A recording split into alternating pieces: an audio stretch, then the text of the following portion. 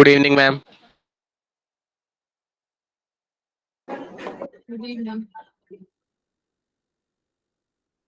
Ma'am आपकी आवाज़ नहीं आ रही है।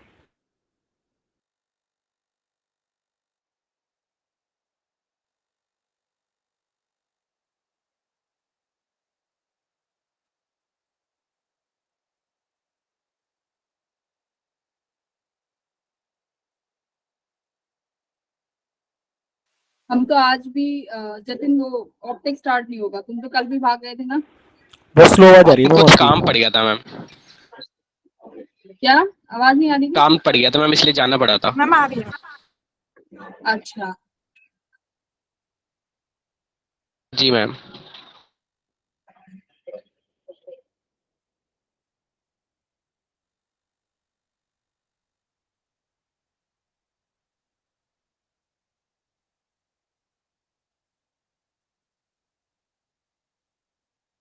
मैम मेरा एक डाउट था मैम, लास्ट वाला मतलब क्वेश्चन बोलो। मैम मॉड्यूल में ही है, एक सेकंड में निकाल दो। मॉड्यूल में है क्या डाउट? यस मैम, उसमें कुछ मैथड समझ नहीं आ रहे थे। क्या समझ नहीं आई थी? टेक्स्ट लिखो, क्या कह रही थी? मैम उसमें जो मैथड था ना, मतलब कुछ क्वेश्चन का वो समझ नहीं आ रहा था मैम। एक सेकंड क्वेश्चन दिखा रही। तो क्वेश्चन कौन सा है मॉड्यूल का?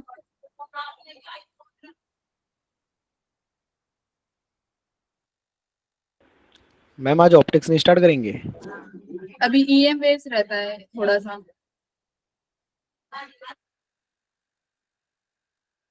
मैम ईएम वेव्स का छोटा चैप्टर है ना? हाँ छोटा सा ही है जी, कंप्लीट कर लेंगे।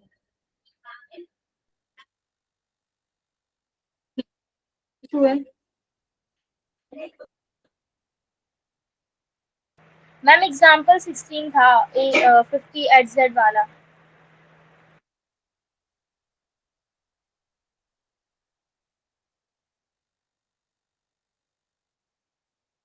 मैम वो टी समझ नहीं आया था।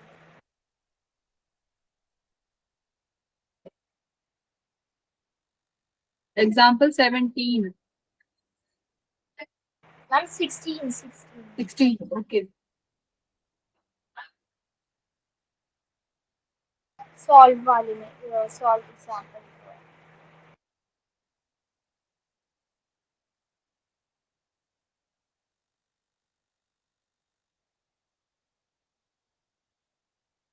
ये उसका है, ये ट्रांसफॉर्मर का म्यूचुअल इंडक्टेंस का सवाल है। म्यूचुअल इंडक्टेंस पढ़ा होगा ना ईएमआई में। मैंने तक कराया था म्यूचुअल इंडक्टेंस, में दूसरे टीचर ने कराया था, है ना, जब मैं एब्सेंट थी। तो म्यूचुअल इंडक्टेंस का फॉर्मूला लगाया उसमें कि इंड्यूस्ड ईएमएफ किसके बराबर होती है? म्यूचुअल इंडक्टेंस और change in current I bond dt।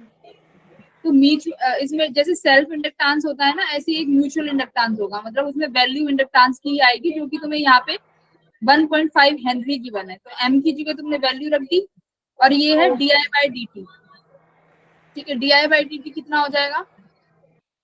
अगर current of the crest value flow through the primary, अगर प्राइमरी वायर में जो करंट है वो इतना फ्लो कर रहा है 1 एम्पियर, और जो दूसरी तुम्हारी कॉइल है जिसे हम, उसकी वजह से जो करंट आ रहा है क्रस्ट वैल्यू वोल्टेज, वो फाइंड करना है कि वो वोल्टेज कितनी होगी। तो इंड्यूस्ड ईएमएफ निकाल लिया, ये M d I by D t. Current का चेंज कितना है? 1/200 एक सेकेंड। टाइम पीरियड से निकाला है, the crest value is attained in T by 4 time very. ठीक है,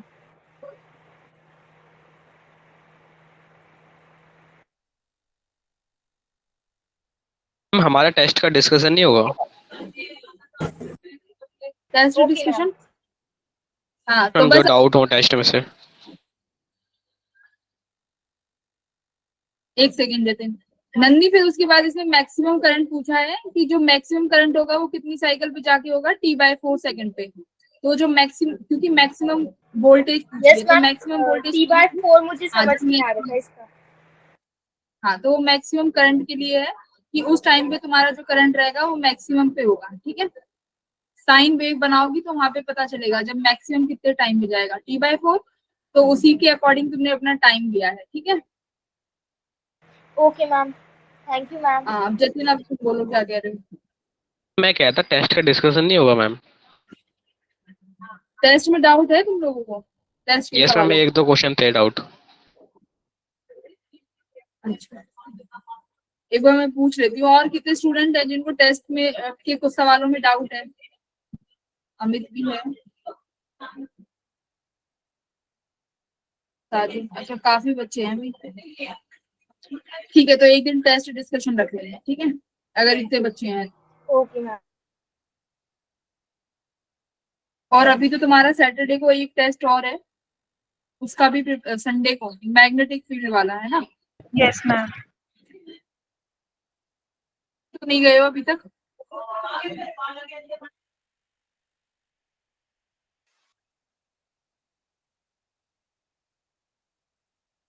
मैम इस बार सेकंड सैटरडे पड़ेगा तो आप उस दिन रख लीजिएगा टेस्ट डिस्कशन। यस मैम, और मॉड्यूल्स के भी कुछ क्वेश्चंस का डाउट था।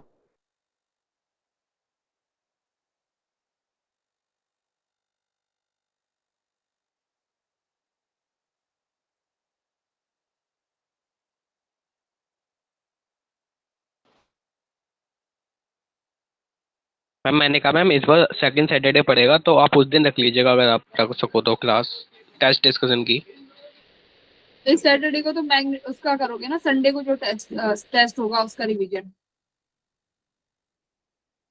इस संडे की जो क्लास होगी उसमें तो उस टेस्ट का रिवीजन होगा जो मंडे को तुम्हारा संडे को टेस्ट है। Okay ma'am. मैम तो सेकंड सैटरडे को हम ऐसा करते हैं ना, 2-3 बजे के करीब क्लास रख लेते हैं, क्या दिक्कत है उसमें? सेकंड सैटरडे को तुम्हारी छुट्टी थोड़ी है। मैम छुट्टी है। मैम छुट्टी होती है सेकंड सैटरडे की तो। हाँ छुट्टी मैम होती है। मॉर्निंग के टाइम में भी रख सकते हैं। पर यहाँ भी तो क्लास होती है ना, फिर 2 क्लास चाहिए तुम्हें, हाँ तो यस मैम, मतलब एक्स्ट्रा। छूट के लिए हो जाएगा। एक्स्ट्रा क्लास चाहिए। Yes ma'am. ठीक है, अरे वो 1.5 घंटे की क्लास होगी, उसमें हम तुम्हारे डाउट डिस्कशन भी कर लेंगे। कोई 25 के 25 सवाल तो होंगे नहीं, ज्यादा से ज्यादा 5 सवाल होंगे, ओके मैम ओके। है ना। और बाकी जो टेस्ट का तुम्हारा मैग्नेटिक फील्ड है उसके सवाल कर लेंगे। अब आ जाओ अपने EM वेव्स पे। स्क्रीन शेयर, अच्छा स्क्रीन शेयर नहीं कर।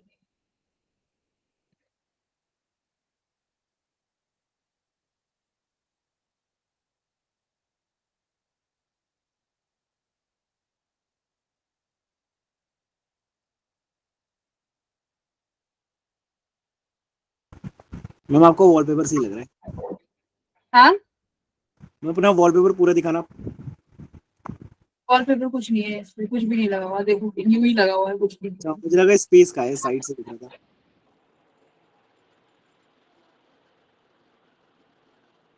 मैम कौन सा लैपटॉप है, HP का है, डेल का है? डेल का है।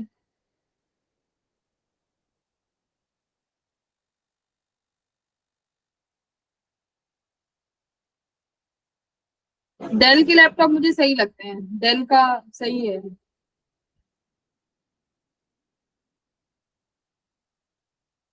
बस कह देना मैम मैकबुक सबसे बेस्ट है।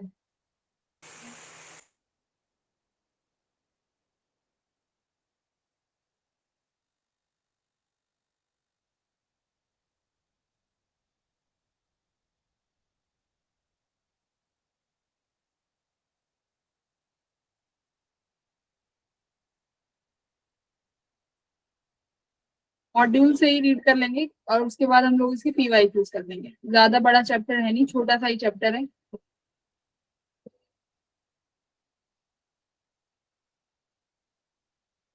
मैम ये चैप्टर कब तक खत्म हो जाएगा फिर?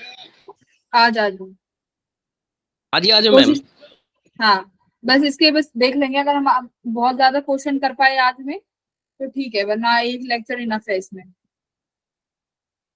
मैम थ्योरी थ्योरी का थ्योरी का ही है ना, कोई डेरिवेशन तो इसमें कुछ है ही नहीं, थ्योरी का ही चैप्टर है। क्या चैप्टर का नाम है? इलेक्ट्रोमैग्नेटिक वेव्स, है ना।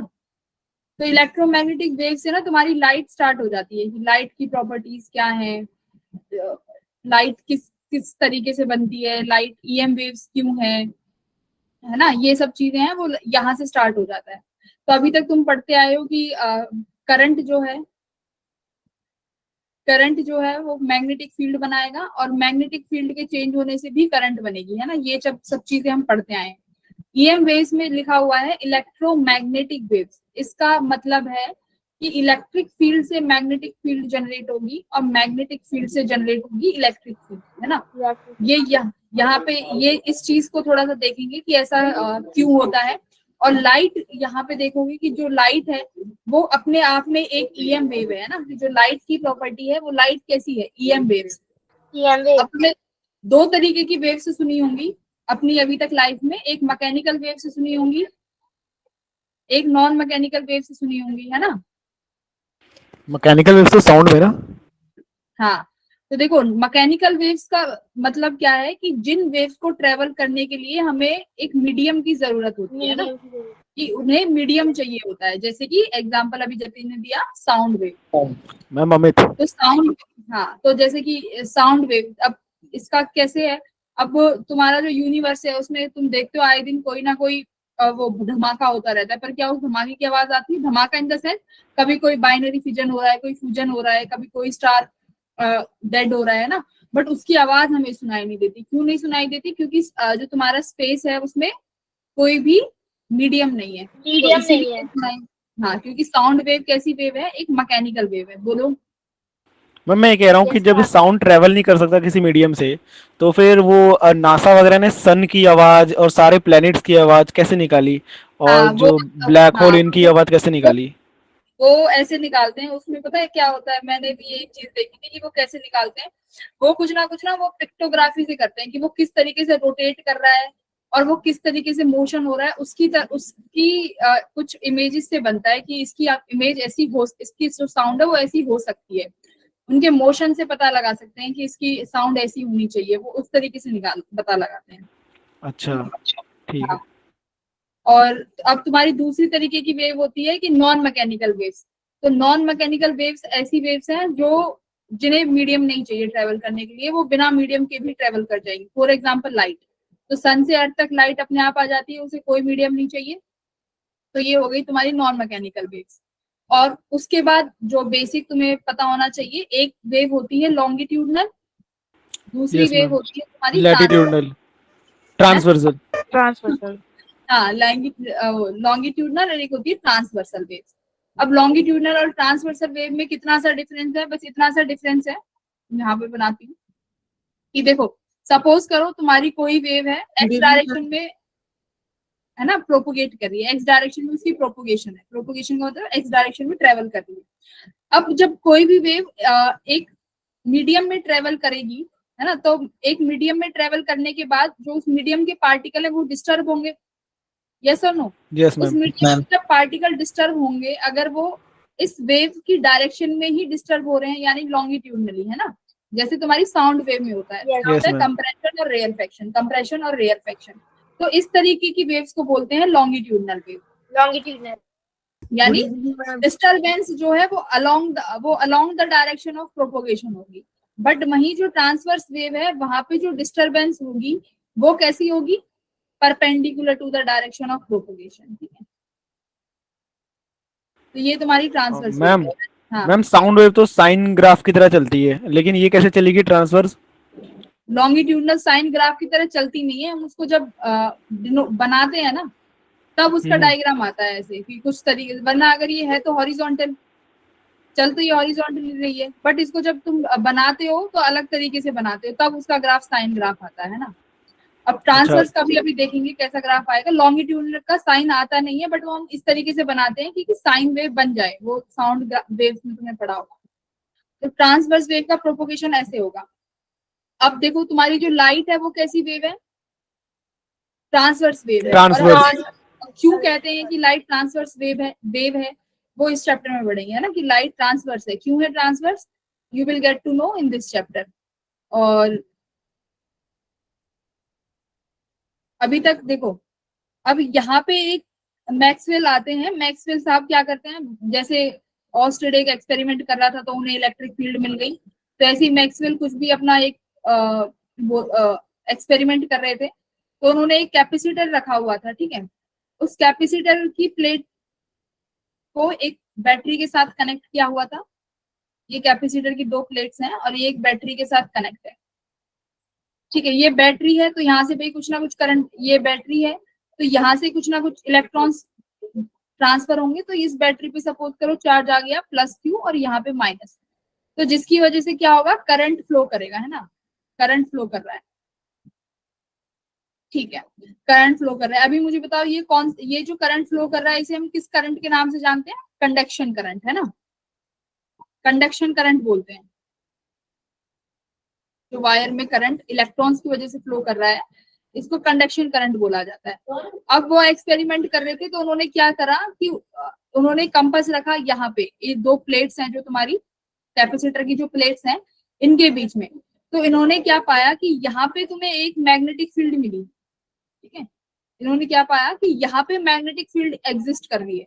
अब ये मैग्नेटिक फील्ड कैसे एग्जिस्ट कर रही है भाई? अभी तक ये पता था कि करंट की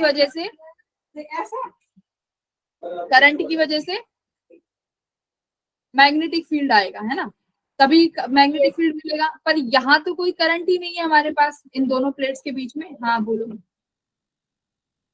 अरे वो गलती से हो गया। हाँ मैम पॉज हो गए हो क्या? मैम आप पॉज हो गए हो। हाँ, तो अब इसने क्या बोला कि यहाँ पे जो पैरेलल प्लेट्स कैपेसिटर है यहाँ के बीच में एक करंट है, ठीक है, एक करंट प्रोड्यूस हो रहा है जो कि मैग्नेटिक फील्ड होने की वजह से, या ये कह लो कि करंट की वजह से मैग्नेटिक फील्ड है, ठीक है। अभी कुछ नहीं पता था तो उसने बोला कि मैग्नेटिक फील्ड तो है, ये तो हमने एक्सपेरिमेंटली फाइंड कर लिया। अब क्या हुआ कि करंट, उन्होंने बोला कि जो करंट बन रहा है यहाँ पे वो, उस करंट को हमने नाम दिया डिस्प्लेसमेंट करंट। वो डिस्प्लेसमेंट करंट था ID। अब ये डिस्प्लेसमेंट करंट कैसे प्रोड्यूस हुआ? देखो ये दो प्लेट्स हैं कैपेसिटर की, यहाँ पे जो चार्ज है वो धीरे धीरे बढ़ रहा है ना। पहले कुछ मान लो 1 कूलम चार्ज था सपोज करो, फिर 1 से 2 हुआ, धीरे धीरे चार्ज बैटरी ट्रांसफर करेगी एक प्लेट से दूसरी प्लेट तक, एक प्लेट से निकलेगा दूसरी पे जाके इकट्ठा होता रहेगा, है ना। तो धीरे धीरे जब वो चार्ज इंक्रीज होगा तो पैरेलल प्लेट कैपेसिटर के बीच में क्या मौजूद है? Electric field. तो इसका मतलब उन्होंने क्या बोला कि जब ये चार्ज धीरे धीरे बढ़ेगा तो इन दोनों प्लेट्स के बीच में जो मौजूद इलेक्ट्रिक फील्ड है, पहले इतनी थी, फिर और चार्ज आया तो इतनी हो गई, फिर और चार्ज आया तो इतनी हो गई। इसका मतलब उन्होंने बोला कि जो प्लेट्स के बीच में जो इलेक्ट्रिक फील्ड है ये कैसी फील्ड है? वेराइंग इलेक्ट्रिक फील्ड है ना, यानी ये इलेक्ट्रिक फील्ड तो वेरी कर रही है टाइम के साथ। तो ये इलेक्ट्रिक फील्ड जब टाइम के साथ वेरी कर रही है तो इसकी वजह से शायद मैग्नेटिक फील्ड आया होगा, है ना। और मैग्नेटिक फील्ड की वजह से हमने देखा है कि मैग्नेटिक फील्ड की वजह से क्या आया होगा? करंट आया होगा। तो इस करंट को नाम दे दिया गया डिस्प्लेसमेंट करंट, ठीक है, डिस्प्लेसमेंट करंट, इस करंट को नाम दिया गया, ठीक है। अब ये डिस्प्लेसमेंट करंट है किसके बराबर, है ना। अब ये डिस्प्लेसमेंट करंट किसके बराबर होगा? देखो यहां तक बैटरी के पास, यहाँ पे तो कंडक्शन करंट आ रहा है इसी, है ना, और जो पैरेलल प्लेट की जो दूसरी प्लेट है वहां से भी कंडक्शन करंट ही निकल रहा है IC। तो ये जो ID करंट है ये किसके बराबर है? जो ये इंडक्शन, देखो यहाँ से भी IC करंट जा रहा है, बट जो ID करंट है वो इन दोनों प्लेट्स के बीच में है ना, इन दोनों प्लेट्स के बीच में है। तो क्या कहा, एक इक्वेशन आती है इक्वेशन ऑफ कंटिन्यूटी, ठीक है। अब इन्होंने इक्वेशन ऑफ कंटिन्यूटी लाके क्या कर दिया, मामला ही खत्म कर दिया कि ID कितना होगा। तो इन्होंने क्या बोला, इक्वेशन ऑफ कंटिन्यूटी क्या कह रही है, अगर A प्लेट से IC करंट एंटर कर रहा है और B प्लेट से भी IC करंट एग्जिट कर रहा है तो करंट तो क्या रहना चाहिए भाई? कंजर्व करंट तो कहीं जा ही नहीं रहा। तो इसका मतलब जो A और B की प्लेट के अंदर जो करंट है ID वो किसके बराबर होना चाहिए? मेरे जो कंडक्शन करंट है उसके बराबर। तो उन्होंने बोला कि जो डिस्प्लेसमेंट करंट है वो किसके बराबर है? कंडक्शन करंट के बराबर है। अब देखो कंडक्शन करंट प्रोड्यूस क्यों हुआ? Due to change in the due to change in the electric field, है ना। इलेक्ट्रिक फील्ड के चेंज होने से प्रोड्यूस हुआ। इलेक्ट्रिक फील्ड के चेंज को हम और क्या लिख सकते हैं? इलेक्ट्रिक फील्ड जैसे बोलते हैं ना कि फ्लक्स, इलेक्ट्रिक फील्ड कब चेंज होगी, या जब फ्लक्स चेंज होगा। डी या आप बोल सकते हो इलेक्ट्रिक फील्ड के चेंज होने से फ्लक्स चेंज होगी, ऐसे बोलते हैं कि इलेक्ट्रिक फील्ड चेंज होगी तो हमारी फ्लक्स की वैल्यू चेंज होगी, है ना। तो अब इस करंट को इन्होंने क्या बोला कि जो चेंज इन फ्लक्स है वही क्या है, आईडी करंट की वैल्यू है। कि इलेक्ट्रिक फील्ड चेंज हो रहा है, इलेक्ट्रिक फील्ड चेंज होने से तुम्हारा फ्लक्स चेंज हो रहा है, और फ्लक्स चेंज होने की वजह से ही तुम्हारा जो ये डिस्प्लेसमेंट करंट है ये मुझे मिला। तो इन्होंने आईडी करंट की जो वैल्यू बताई वो कितनी बता दी, ये देखो कंसिस्टेंसी इक्वेशन है ना, ये क्या बोल रहा है, तो आई किसके बराबर हो गया, d phi by d t. D phi by d t क्या है, चेंज इन फ्लक्स, ठीक है। तो इसी को बोला ये तुम, हाँ कुछ इशू है? मैम मुझे डाउट है कि यहाँ पे सब चीज क्लियर है, लेकिन एक चीज डाउट आया कि ये डिस्प्लेसमेंट करंट है क्या। जैसे कंडक्शन करंट तो जा रहा है और एग्जिट भी सेम तरीके से हो रहा है, तो हाँ। ये ओरिजिनेट कैसे हुआ डिस्प्लेसमेंट करंट, इसका कंसेप्ट में डाउट है। ओरिजिनेशन इसका क्या है, इसको अपनी थ्योरी को प्रूफ करने के लिए बोल सकते हो तुम, कि उन्होंने अपनी थ्योरी प्रूफ करनी थी। उन्होंने मैग्नेटिक फील्ड देखा कि मैग्नेटिक फील्ड आया, अब मैग्नेटिक फील्ड भी हमें पता चला कि एग्जैक्ट रीजन क्या है, इलेक्ट्रिक फील्ड जो है वो वेरी कर रहा है। अब देखो जब मैग्नेटिक फील्ड भी, जब तुम्हें मैग्नेटिक फील्ड मिलेगा तो उसकी, अभी तक हम पढ़ते आए कि मैग्नेटिक फील्ड होगा वहां पे करंट मिलेगा, तो वो तो मिलना ही चाहिए करंट। तो अब उन्होंने जब करंट की वैल्यू देखी यहाँ पे, तो वो उस करंट को नाम दे दिया कि ये जो करंट है ये डिस्प्लेसमेंट करंट है। इसको तुम बोल लो कि इन्होंने कोई स्टोरी बनाई है जिसको नाम दे दिया है प्रूफ करने के लिए आईडी करंट, ठीक है। और इसका कोई अभी ये नहीं है कि आईडी करंट हमने मेजर किया हो कि मुझे करंट मिला है, ऐसा नहीं हुआ है। मैम लेकिन इससे पहले तो ओरिस्टेड ने भी बता दिया था कि जहाँ पे मैग्नेटिक फील्ड होगी वहाँ करंट होगा, जहाँ करंट होगा वहाँ मैग्नेटिक फील्ड होगी। हाँ, बट कैपेसिटर की प्लेट्स के बीच में भी वो मिला है ना मैग्नेटिक फील्ड, वो करंट, अच्छा। मैग्नेटिक फील्ड मिला, तो वहां पे बोला गया कि ये इसलिए मिला है कि यहाँ पे करंट मौजूद है, जिस करंट को नाम बोला गया डिस्प्लेसमेंट करंट, ठीक है। ये था। तो वो डिस्प्लेसमेंट करंट की वैल्यू निकाली, तो वो डिस्प्लेस करंट की वैल्यू भी आ गई। फिर इसके बाद एम्पियर्स लॉ ने क्या बोला, देखो एम्पियर लॉ ने क्या बोला कि म्यू नॉट, एम्पियर्स लॉ की वो बताओ मुझे, E dot D L equals to mu naught I, है ना। उन्होंने बोला ये, यानी अगर तुम्हारे पास करंट की वैल्यू है तभी मैग्नेटिक फील्ड हो सकती है ना। तो अब यहाँ पे देखो, अब ये जो करंट था, मुझे ये बताओ कौन सा करंट था, कंडक्शन करंट। Conduction current. अब यहाँ जो करंट है हमारे पास कंडक्शन करंट तो है ही नहीं, तो अब एम्पियर्स लॉ की कुछ ऐसी कमी थी जो आगे जाके हम उसको क्या करेंगे, सही करेंगे, क्योंकि B dot D l conduction current के अलावा वो डिस्प्लेसमेंट करंट से भी मिला है ना। तो टोटल करंट कितना हो जाएगा जो कंडक्टर के पास है, आईसी प्लस आईडी, है ना। तो ये देखो टोटल करंट जो आया, एक तुम्हारे किसमें, देखो यहाँ पे देखो क्या है, the generalization made by Maxwell then the following, the source of the magnetic field is not just the conduction electric current but the following charges, but also the time rate change of electric field. More precisely, the total current is the sum of conduction current denoted by IC and the displacement current which is ID. तो यानी जो total current होगा वो कितना होगा किसी भी conductor में, IC प्लस ID। तो उन दोनों को ऐड करके लिखा, IC की वैल्यू लिखी, यहाँ पे ID की value epsilon not d phi by dt यहाँ पे लिखी। उसके बाद ये क्या है? हाँ मैम ये आई क्या है? आई ई कहाँ पे लिखा हुआ है, ये गलती से आई है, ये आई सी है, ये आई सी है। मैम इसमें थोड़ा ब्लर भी दिख रहा है। हाँ, तो ये D phi by D T आ गया।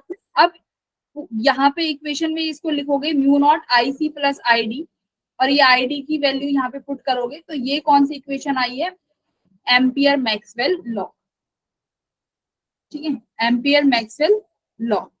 इसी को बोला गया है कि उसमें कुछ करेक्शन मिली, ठीक है। पूरी इक्वेशन को, हाँ ये इसको बोला जाता है एम्पियर मैक्सवेल लॉ। ये बी डॉट डी एल में म्यू नॉट, देखो क्या किया इसमें, ये इतना टफ थोड़ी है, mu naught I C plus I D कर दिया, और आईडी की वैल्यू जो तुमने निकाली थी in terms of flux change plus epsilon not d phi by D t, ये वाई फील्ड है, ठीक है। म्यू नॉट को अंदर ले जाओगे तो ये सेम इक्वेशन मिल जाएगी। मैम म्यू नॉट तो वो है ना परमिटिविटी ऑफ मैग्नेटिक फील्ड। हाँ, epsilon not permittivity, mu naught is permeability. अच्छा मैम इसका क्या रोल है वैसे म्यू नॉट का इसके अंदर परमिटिविटी का? परमिएबिलिटी का हाँ हाँ ऑफ मैग्नेटिक फील्ड, मतलब ये इस इक्वेशन में क्यों आ गई? ये तो एम्पियर्स लॉ की वजह से आई है ना। नहीं ऊपर तो एम्पियर लॉ जैसे डी फाई था चेंज इन फ्लक्स, तो उसके नीचे जो सिक्स्थ इक्वेशन है यहाँ पे, अरे म्यू नॉट अंदर भी मल्टीप्लाई होगा ना, म्यू नॉट एप्सिलॉन नॉट बन जाएगी फिर ये टर्म। कहाँ नहीं पे? नहीं मैं ये पूछ रहा था मैम जैसे म्यू नॉट है, मैं मतलब वो इक्वेशन में नहीं कॉन्सेप्चुअल पूछ रहा था कि ये म्यू नॉट है ये परमिएबिलिटी, तो ये हाँ। कहाँ से आई, मतलब ये क्यों हुआ, इसका क्या कंसेप्ट था आने का कैपेसिटर में? ये तो देखो एम्पियर लॉ ने बताया ना कि अगर एम्पियर लॉ ने क्या बोला, एम्पियर लॉ ने बोला कि अगर मेरे पास किसी भी ऑब्जेक्ट में करंट की वैल्यू मुझे पता है तो मैं ये बता दूंगा कि उसकी वजह से जो मैग्नेटिक फील्ड आएगी वो कितना होगा, है ना। ये एम्पियर लॉ ने बोला। तो एम्पियर लॉ ने ये लॉ दिया, जैसे गॉस लॉ था तो उन्होंने ये लॉ बनाया, तो उसी लॉ का एक क्या बोलते हैं उसको करेक्शन आया कि जिसमें ये बोला था कि नहीं, अगर सिर्फ कंडक्शन करंट होगा तभी आप बी नहीं बता सकते, अगर मैग्नेटिक फील्ड, अगर आपके पास डिस्प्लेसमेंट करंट होगा तब भी आप मैग्नेटिक फील्ड बता सकते हो। क्यों? क्योंकि वो यहाँ से आया, डिस्प्लेसमेंट करंट से मैग्नेटिक फील्ड मिला ना, तब क्योंकि एम्पियर्स लॉ से तो जीरो आ जाना चाहिए था ना बीच में। अगर एम्पियर्स लॉ लगाओगे यहाँ पे और यहाँ पे एक लूप बनाओगे तो एम्पियर्स लॉ के अकॉर्डिंग तो मैग्नेटिक फील्ड जीरो आनी चाहिए थी, तो एम्पियर्स लॉ तो फेल कर गया। लूप बनाया तुमने कैपेसिटर के बीच में, ये लूप बनी हुई है, तो इस लूप में कोई करंट इनक्लोज ही नहीं हुआ आईसी, तो एम्पियर्स लॉ के अकॉर्डिंग मैग्नेटिक फील्ड जीरो है। बट कंपास से जब मेजर किया तो मैग्नेटिक फील्ड आया। तो according to Ampere's law, ampere law के अकॉर्डिंग, भाई एम्पियर लॉ ठीक होना चाहिए क्योंकि उसने बहुत सारी एक्सपेरिमेंटेशन की होंगी तभी वो इक्वेशन आई है। अब उस इक्वेशन को सही करके क्या किया कि नहीं, अगर मेरे पास इन दोनों में से कोई भी करंट मौजूद है तब आप मैग्नेटिक फील्ड आपको मिलेगा ही मिलेगा। ये बता रहा है। कई बार क्या होगा, तुम देखोगे कि कंडक्शन करंट नहीं है तो मैग्नेटिक फील्ड नहीं मिलेगी, तो ये कॉन्सेप्ट गलत हो गया ना। इसलिए उसने बोला कि कहीं आईडी करंट प्रेजेंट है तो भी you can find the magnetic field, ये इसलिए इस वजह से आया है। ठीक है मैम। और इसके बाद मैक्सवेल ने देखो क्या किया, मैक्सवेल ने जो अभी तक तुमने ईएमआई में पढ़ा है और मूविंग चार्जेस एंड मैग्नेटिज्म में पढ़ा है, और हाँ इन्हीं दो चैप्टर्स में जो पढ़ा है, जो भी इक्वेशंस पढ़ी है, इन्होंने सारी इक्वेशंस को क्या किया, पूरी की पूरी 4 इक्वेशंस में कंप्लीट करके रख दिया। ठीक है, पहली इक्वेशन है तुम्हारी गॉस लॉ। तुम्हारा जो गॉस लॉ है क्या कहता है, जिसको तुम फ्लक्स भी बोलते हो ma'am the amount of electric charge past field lines, ds, अगर तुम्हारे E dot ds equals to Q by epsilon not, यानी अगर एक सरफेस एरिया है उससे कितना फ्लक्स पास हो रहा है, तुम कैसे फाइंड करोगे, गॉस लॉ से, है ना। गॉस लॉ ने बोला था कि गॉसियन सरफेस बना दो, उसके अंदर जितना चार्ज इनक्लोज्ड है उतना ही तुम्हारा फ्लक्स आएगा। तो पहली इक्वेशन तो ये उसने बोली, ये तुम्हारी पहली इक्वेशन। दूसरा उसने बोला गॉस लॉ फॉर मैग्नेटिज्म, तो Gauss law for magnetism zero आता है, मैम ये इक्वल्स टू जीरो है ना, E dot da equals to zero. ये पढ़ाया था कि मैग्नेटिज्म की टर्म में B डॉट da जीरो क्यों है, क्योंकि जब आप एरिया का इंटीग्रेशन करोगे तो एरिया का इंटीग्रेशन जीरो मिलेगा। क्यों? क्योंकि मैग्नेट में जो भी फील्ड लाइंस नॉर्थ से निकलेंगी वो सारी की सारी साउथ में एंटर हो जाएंगी, क्योंकि मोनोपोल डज नॉट एग्जिस्ट। उसकी वजह से Gauss law for magnetism zero आया, तो यही मैक्सवेल ने दूसरी इक्वेशन बता दी। ठीक है, फिर तीसरी इक्वेशन कौन सी है, फैराडेज लॉ, है ना। फैराडेज लॉ, फैराडे ने क्या बोला था कि जो ईएमएफ इंड्यूस्ड होगी, देखो यहाँ पे बस थोड़ा सा चेंज है, ये कैसे आया ये देख लो। जो इंड्यूस्ड ईएमएफ थी वो कैसे आई थी, change in flux, change in magnetic flux. ये जो F5B है इसका मतलब है कि मैग्नेटिक फ्लक्स चेंज होगा तभी तुम्हारी इंड्यूस्ड ईएमएफ आएगी। बोलो, पढ़ा था ना ईएमआई में। फैराडेज लॉ, इंड्यूस्ड क्या बोला था फैराडे ने कि जो फ्लक्स चेंज होगी, फ्लक्स चेंज होने की वजह से तुम्हें एक ईएमएफ इंड्यूस्ड होगी, जो फिर लेंज ने बोला था कि जो ईएमएफ इंड्यूस्ड होगी वो अपोज करेगी। तो ये इक्वेशन थी कि induced EMF equal to d phi by D t. अब देखो जो ईएमएफ इंड्यूस्ड हुई है उसको नॉर्मली क्या लिख सकते हो, फर्स्ट चैप्टर में आ जाओ जहां पे बी की वैल्यू क्या निकाली थी, ई डॉट डी आर, है ना, बी की वैल्यू क्या निकाली थी, ई डॉट डी आर, तो जो कि तुम्हारा पोटेंशियल था। तो भाई ईएमएफ क्या है, पोटेंशियल ही तो है। तो इसने क्या बोला कि इस ईएमएफ को आप इसके बराबर कर दोगे और इन इक्वेशंस को एक साथ लिख दिया, ये आ गई तुम्हारी फैराडे की equation. E dot d are जो कि पोटेंशियल है पहली इक्वेशन, ये दूसरी इक्वेशन, सॉरी ये यहाँ पे minus d phi by D t था जो कि डायरेक्शन बताता है।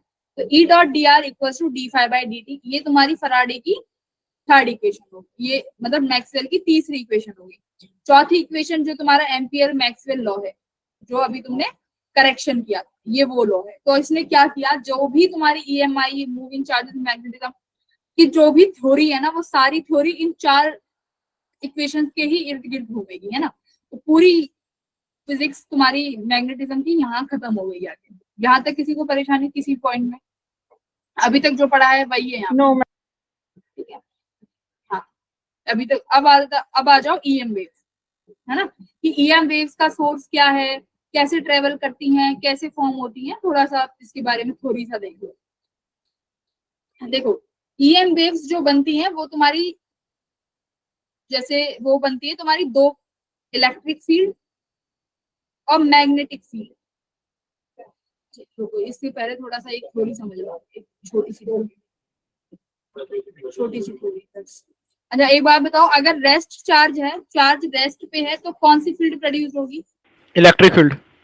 ठीक है, charge rest, electric field. Charge rest पे है तो इलेक्ट्रिक फील्ड। चार्ज मोशन में है,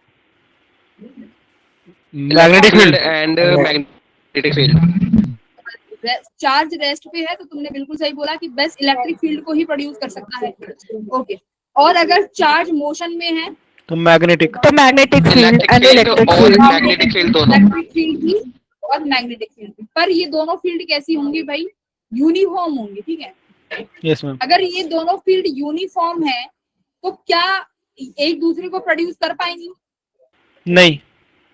टाइम वेराइंग होनी चाहिए ना। अभी तक तुमने जहां भी देखा है जनरेशन हुआ है वो हमेशा वैसी फील्ड है जो टाइम के साथ चेंज होगी। तो यानी अगर चार्ज मोशन में है तो तुम्हें या तो इलेक्ट्रिक फील्ड भी मिलेगी और मैग्नेटिक फील्ड भी, बट वो यूनिफॉर्म होंगी। मतलब इसका मतलब क्या है, ना तो इलेक्ट्रिक फील्ड मैग्नेटिक फील्ड को प्रोड्यूस कर पा रही है, ना मैग्नेटिक फील्ड इलेक्ट्रिक फील्ड को प्रोड्यूस कर पा रही है। तो वो कैसे प्रोड्यूस होंगी? जब चार्ज को तुम एक्सीलरेट करा दोगे, ठीक है। तो जब चार्ज एक्सीलरेट होगा तो ये ऐसी फील्ड प्रोड्यूस करेगा जो कि टाइम वेराइंग होगी, यानी इलेक्ट्रिक फील्ड और मैग्नेटिक फील्ड दोनों टाइम वेराइंग है। ऑसिलेटिंग। हाँ, ऑसिलेटिंग, या तो ये चार्ज ऑसिलेट कर रहा है, एक्सीलरेट कर रहा है, कुछ भी मान लो। तो इसका मतलब क्या है, जो ये इलेक्ट्रिक फील्ड है ये टाइम वेराइंग है। इसका क्या मतलब है टाइम वेराइंग है? यानी जो इलेक्ट्रिक फील्ड है ये मैग्नेटिक फील्ड को प्रोड्यूस करेगा और जो मैग्नेटिक फील्ड है ये इलेक्ट्रिक फील्ड को प्रोड्यूस करेगा। अब सबसे खास बात क्या देखी गई एक्सपेरिमेंट्स में कि अगर मान लो तुम्हारे पास मैग्नेटिक फील्ड है और ये वेरी कर रहा है, ठीक है, ये वेरी कर रहा है टाइम के साथ। अब ये इलेक्ट्रिक फील्ड को जब प्रोड्यूस करेगा ना, तो इसकी वजह से जो प्रोड्यूस होने वाली इलेक्ट्रिक फील्ड आएगी वो इसके परपेंडिकुलर आएगी ऑलवेज। इसमें हम 90 डिग्री बनाएगा। हाँ, और ऐसे ही अगर तुम्हारे पास इलेक्ट्रिक फील्ड है जो टाइम वेराइंग है, अब इसकी वजह से जो इंड्यूस्ड मैग्नेटिक फील्ड आएगी वो इसके परपेंडिकुलर होगी। यानी मैग्नेटिक फील्ड वेक्टर और इलेक्ट्रिक फील्ड वेक्टर एक दूसरे के कैसे होंगे? Mutual perpendicular. Mutually perpendicular. और यही तुम्हारी लाइट वेव है ना। लाइट वेव क्या है?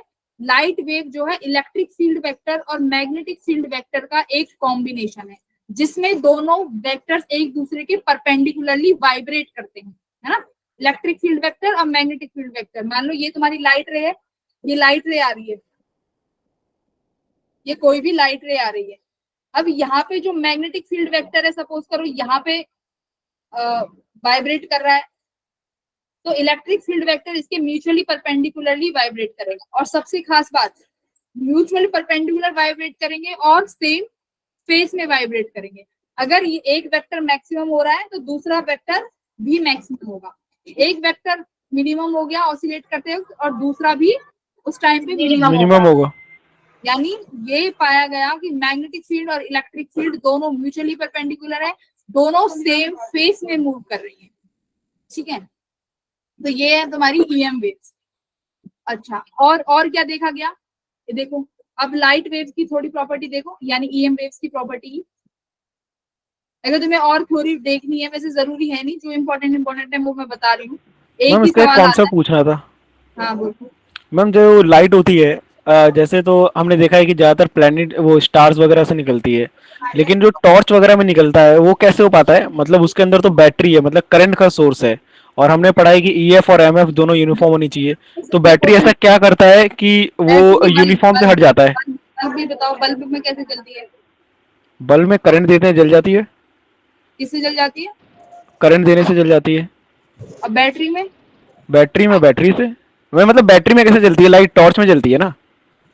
हाँ तो मतलब उसको चार्ज जो चल रहा है वो बैटरी में चल रहा है। अब तुम ये पूछना चाह रहे हो कि वहां से वो ग्लो क्यों कर रही है? ना नहीं, मैं ये पूछना चाह रहा हूँ कि हाँ, मैं ये पूछना चाह रहा हूँ कि जैसे हमने ये पढ़ा है कि जो मुझे होता है करंट, इसमें इलेक्ट्रिक फील्ड और मैग्नेटिक फील्ड प्रोड्यूस होती है, लेकिन यूनिफॉर्म होती है। अगर ये यूनिफॉर्म ना रहे तो फिर हमें लाइट मिल जाएगी, है ना?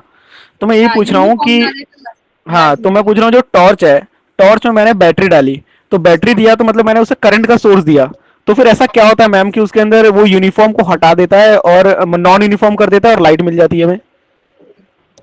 अच्छा, जो तुम्हारी करंट इलेक्ट्रिसिटी होती है उसमें जो तुम्हारा जो चार्ज जो है वो मोशन करते हैं, वो यूनिफॉर्म मोशन होता है या एक्सीलरेटेड मोशन होता है? यूनिफॉर्म होता है मैम। क्यों भाई, मैंने ड्रिफ्ट वेलोसिटी करवाई थी तब एक्सीलरेशन नहीं आया था वहां पे? मैम लेकिन अभी तो यूनिफॉर्म होगा ना दोनों फील्ड्स का, अभी तो पढ़ा हमने इलेक्ट्रिक और मैग्नेटिक का।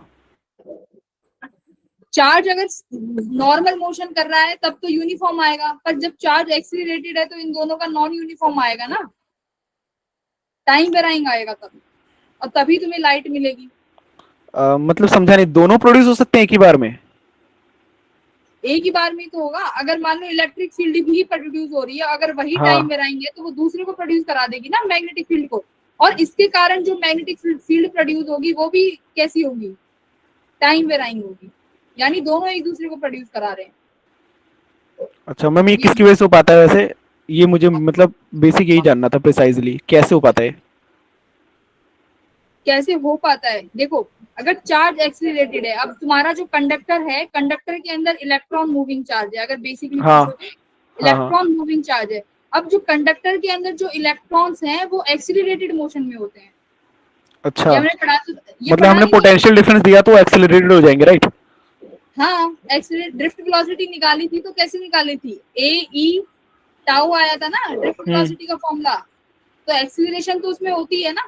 ड्रिफ्ट जो चार्ज पार्टिकल हैं कंडक्टर के अंदर एक्सीलरेटेड मोशन में होंगे, तो ये चार्ज जब एक्सीलरेटेड मोशन में है तो जो या तो इलेक्ट्रिक फील्ड प्रोड्यूस होगी, वो इलेक्ट्रिक फील्ड कैसी होगी? टाइम वेराइंग, ठीक है, जिससे अच्छा। तुम्हें लाइट मिलेगी। हाँ, तो मैम जैसे नॉर्मल कंडक्टर भी मैं लेता हूँ और उसके अंदर करंट देता हूँ, तो एक्सेलरेटेड चार्ज उसमें भी प्रोड्यूस होंगे, तो फिर क्या हमें लाइट मिल जाएगी? अगर तुमने कोई कंडक्टर लिया और उसको तुमने हाँ। पोटेंशियल दिया, हाँ, ठीक है, तो वही उसमें एक्सेलरेटेड चार्ज मूव करेंगे, तो फिर क्या हम उसमें लाइट मिल जाएगी? जब भी तुम्हें करंट मिल रहा है ना किसी बॉडी से, अगर हाँ। किसी कंडक्टर में करंट मिल रहा है तो हमेशा जो तुम्हारे चार्ज पार्टिकल्स हैं जो कि इलेक्ट्रॉन, वो हमेशा एक्सीलरेटेड मोशन में ही होंगे। वरना अगर एक्सीलरेशन नहीं है तो वो एक दूसरे की मोशन को, यानी उनकी एवरेज वेलोसिटी 0 हो जाएगी, जिससे तुम्हें करंट ही नहीं मिलेगा। करंट ही नहीं मिलेगा तो इलेक्ट्रिक फील्ड कहाँ से मिलेगी? ठीक है मैम।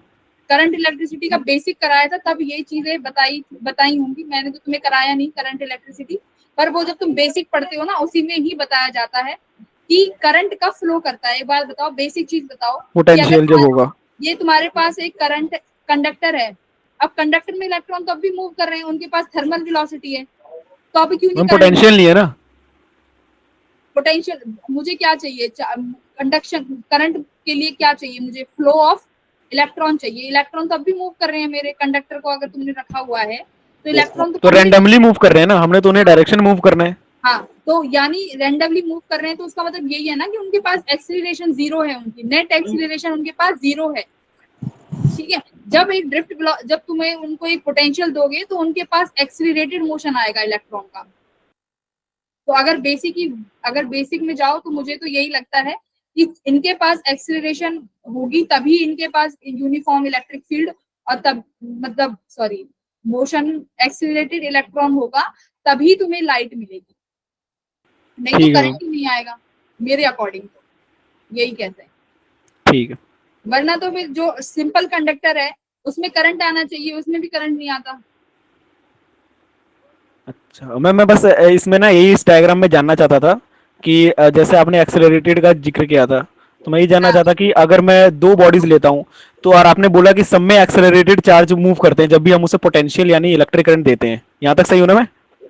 अगर तुमने किसी भी बॉडीज को पोटेंशियल करंट दिया तो ठीक है। उसमें एक्सेलरेटेड चार्ज होते हैं जिसकी हाँ। वजह से क्या होगा कि वो दोनों इलेक्ट्रिक फील्ड और मैग्नेटिक फील्ड नॉन यूनिफॉर्म में आ जाएंगे, है ना? हाँ। हाँ, तो मैं यही कह रहा था फिर लाइट मैम प्रोड्यूस होती ही नहीं है, जैसे अगर मैंने किसी मेटल में दी फिर लाइट तो प्रोड्यूस होगी नहीं उसके अंदर। अच्छा कि अभी जैसे कोई करंट फ्लो हो रहा है तो वहां पे लाइट नहीं जलेगी, यही कह रहे हो? हाँ, मतलब वो कंडक्टर में करंट आ समझ जाएगा गई ना, जैसे लोहे की रॉड ले ली मैंने, करंट दे करंट दिया मिल तो फिर जाएगा, करंट लाइट नहीं आएगी, वो अब ग्लो कहाँ से ग्लो करना स्टार्ट ही नहीं करेगा वो। देखो हाँ तुम अब उसके ना रिवर्स केस में चले गए कि अगर अब मैंने दोनों चीज मिल गई, इलेक्ट्रिक फील्ड भी मिल गई और मैग्नेटिक फील्ड भी मिल गई पर लाइट नहीं मिली, है ना, ये कहना चाह रहे हो? हाँ, लाइट हाँ। मैम मतलब मिलती भी नहीं है, हमने हाँ, देखा है असली में भी। हाँ नहीं मिलेगी ऑब्वियसली, नहीं आएगा, स्पार्क नहीं होगा। तो हो सकता है, देखो लाइट वेव का क्या मतलब है, लाइट भी इसमें देखो ईएम वेव्स है ना, तो हो सकता है कि मिल रही हो पर विजिबल ना हो रही हो, वन ऑफ द रीजन हमारी जो आईज है उनसे विजिबल ना हो रही हो, ये हाँ भी तो ma'am. One of the reason हो सकता है कि एक हम हमारी आईज जो है एक रेंज तक ही तो देख पाती है। वन ऑफ इसको एक बार सर्च करना कि ऐसा हो सकता है कि नहीं, है ना? ठीक है, बताऊंगा अगली क्लास में।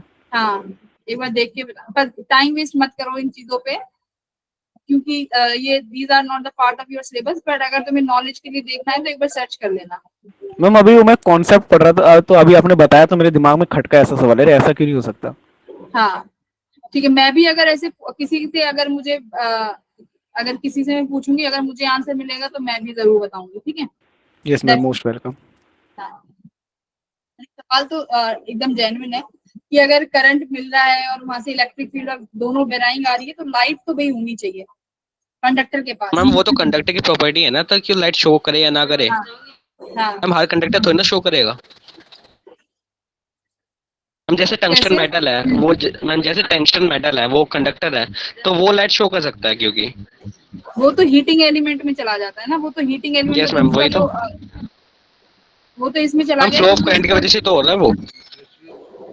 फ्लो ऑफ करंट की वजह से, वो तो हीटिंग, वो तो इसलिए हुआ कि फ्लो ऑफ करंट की वजह से जो टंगस्टन है वो जल्दी हीट हो गया और उस हीट की वजह से हमें लाइट मिल जाती है ना। तो हो सकता है यही हो कि वो कंडक्टर की प्रॉपर्टी, देखो अगर वो हीट हुआ तो हमें लाइट मिल गई है ना, तो लाइट तो कहीं ना कहीं है ही, इस कॉन्सेप्ट में भी लाइट तो है। अब वो हो सकता है कि वो कंडक्टर की प्रॉपर्टी पे हो कि वो नहीं कब वो टंगस्टन तो मैम बल्ब में होता है ना, मैं टॉर्च की बात कर रहा हूँ। अब टॉर्च जब देखेंगे उसके अंदर टंगस्टन नहीं होता है, हाँ उसमें टंगस्टन नहीं होगा, तो उसमें फिर कैसे हो रही है? उसमें एलईडी इतना देखो, बैटरी का तो मुझे आइडिया नहीं है, ठीक है, आई हैव नो आइडिया इसके बारे में। हो रहा है तुम भी पढ़ लेना, मुझे भी बता देना इसका। Ma'am let's get started, research करके बताऊंगा फिर से। हाँ पर ये टाइम मिला तो। टाइम वेस्ट मत करना, यस एग्जैक्टली टाइम वेस्ट मत करना। तो अब देखो अगर तुम मुझे बताओ कि अगर ये इक्वेशन है y equals to a sine kx minus omega t, ठीक है, ये इक्वेशन है एसएचएम की इक्वेशन है यानी ऑसिलेशन की, तो इसका क्या मीनिंग होता है अगर मैं बताऊं तो? ये जो kx में जो x पार्ट है ये बताएगा जब आपकी जो वेव है वो किस डायरेक्शन में प्रोपोगेट कर रही है, ठीक है, यानी this wave is propagating in x direction. y क्या बताएगा? एम्पलीट्यूड ऑफ पार्टिकल, जो तुम्हारे पार्टिकल जो डिस्टर्ब हुए हैं इनका डिस्प्लेसमेंट, है ना, कि मान लो अगर तुम्हारी वेव x है, x डायरेक्शन में चल रही है, तो x तुम्हारी वेव तुम्हारे t टाइम पर मान लो यहाँ पे है, ठीक है, वेव t टाइम पर यहाँ पहुंची, तो तुम्हारा जो पार्टिकल है वो उस t टाइम पर कहाँ होगा, यहाँ होगा, यहाँ होगा, यहाँ होगा, यहाँ होगा। तो ये इसका एक वो देती है रिलेशन यानी ये रिलेशन दे रही है कि तुम्हारा जो पार्टिकल डिस्प्लेस हो रहा है तुम्हारी प्रोपोगेशन ऑफ वेव के साथ, उसका एम्पलीट्यूड, और तुम बता सकते हो कि उसका डिस्प्लेसमेंट कितना हुआ है ना, ये इक्वेशन है। तो तुम्हारी जो अभी देखा गया कि ये इलेक्ट्रिक वेक्टर और मैग्नेटिक फील्ड वेक्टर्स हैं, ये भी ऑसिलेट कर रहे हैं ना, यस तो मैम। इनकी इक्वेशन भी इसी से कंपेयर करी गई। देखो यहाँ पे इनकी इक्वेशन को भी यहाँ पे कंपेयर किया गया। अब ये कैसे बता रही है कि मान लो तुम्हारी जो इलेक्ट्रिक फील्ड है जेड डायरेक्शन में मूव कर रही है, ये रहा, सॉरी, अब आपकी जो वेव है वो एक्स जेड डायरेक्शन में प्रोपोगेट कर रही है, तो उसमें जो इलेक्ट्रिक फील्ड वेक्टर और मैग्नेटिक फील्ड वेक्टर हैं वो एक दूसरे के परपेंडिकुलर होंगे, तो एक एक्स डायरेक्शन में होगा, एक वाई डायरेक्शन में होगा। यहाँ पे जो के जेड है ये क्या दिखा रहा है, direction of propagation of wave, ठीक है। ई नॉट और बी नॉट क्या दिखा रहे हैं, दीज आर द मैक्सिमम, क्या है बोलो, these are the maximum amplitude की, मतलब तुम्हारा ई नॉट वेक्टर है जो मैक्सिमम कितना ऑसिलेट कर रहा है ना, कितना मैक्सिमम उसका पीक जा रहा है, तो ये पीक वैल्यूज है इलेक्ट्रिक फील्ड वेक्टर और मैग्नेटिक फील्ड वेक्टर। तो यानी यहाँ बोला गया है इनको तुम एसएचएम से भी कंपेयर कर सकते हो। इसके बाद ये एक डायग्राम है कि ये जेड डायरेक्शन में है, तो एक तुम्हारा देख, एक एक्स डायरेक्शन में है और एक वाई डायरेक्शन में। तो ये एक ग्राफ है जो बहुत अच्छे से डिस्प्ले कर रहा है तुम्हारी ईएम वेव को।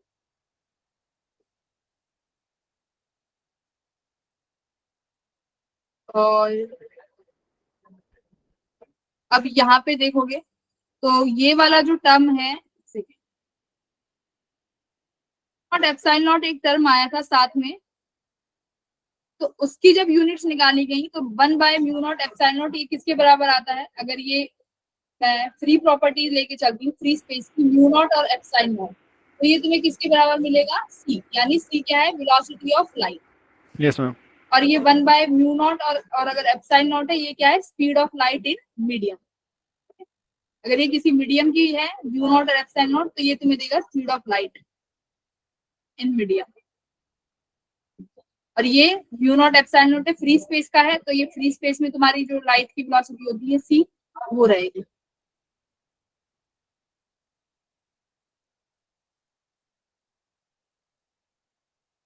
मैम लाइट भी पार्टिकल से मूव करती है ना? हाँ, लाइट दोनों नेचर शो करती है। अच्छा मैम, मतलब हमने तो ये पढ़ा है ना फोटोन से करती है, अभी कहीं मैंने अभी कहाँ फोटॉन्स की ऑप्टिक्स में है तो फोटॉन्स के लिए। फोटोन्स तो तुम्हारा मॉडर्न फिजिक्स में इंट्रोड्यूस होता है जाके। अच्छा, तो लेकिन फोटॉन्स है तो लाइट के लिए। हाँ, फोटोन पार्टिकल्स होते हैं जो लाइट के लिए बोला गया है, वो तुम मॉडर्न फिजिक्स में पढ़ोगे। और कहीं कहीं ये भी लिखा हुआ है इलेक्ट्रॉन भी मैम, तो मैं कंफ्यूज हो जाता हूँ किससे करती है बेसिकली। नहीं, फोटोन ही है, फोटोन है जिससे लाइट मूव करेगी, इलेक्ट्रॉन अच्छा। नहीं है, फोटोन है। अगर हाँ इलेक्ट्रॉन होगा तो वो एक्सरे हो जाएगी। एक्सरे भी वैसे ठीक है। ईएम रे, एक्सरे भी ईएम रे ही है वैसे, ईएम वेव्स। बस तुम्हारा यही चैप्टर है इसमें। और हाँ, इसमें एक टॉपिक रह गया। मैम ये पीडीएफ का पूरा पढ़ना पड़ेगा कथा इसकी? नहीं, कुछ कथा नहीं पढ़नी, बस तुम्हें ये दो फॉर्मूले याद करने हैं, एक तो ये वाला फॉर्मूला और एक ये दो इक्वेशंस। अभी हम न्यूमेरिकल्स करेंगे ना, वहां पे तुम न्यूमेरिकल्स लगा लोगे, तुम्हें विश्वास हो जाएगा कि वैसे हो गया। और एक तुम्हारा बस ये डिस्प्लेसमेंट करंट, यहाँ से क्वेश्चन आते हैं, और कोई क्वेश्चन नहीं आता, यहाँ से एक ही सवाल आएगा भी तो। और एक क्वेश्चन आता है तुम्हारा उससे क्या बोलते हैं, रेडिएशन से, यानी एनर्जी डेंसिटी। एनर्जी डेंसिटी से एक क्वेश्चन आएगा, वो टॉपिक कहाँ मिलता है,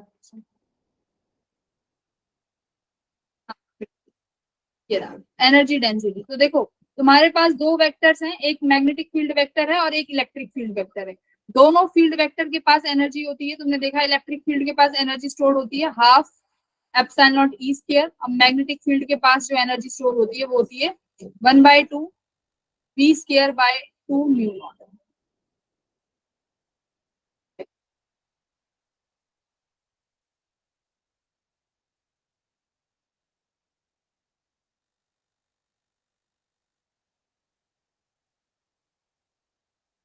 बस यही था इसमें समझाने के लिए।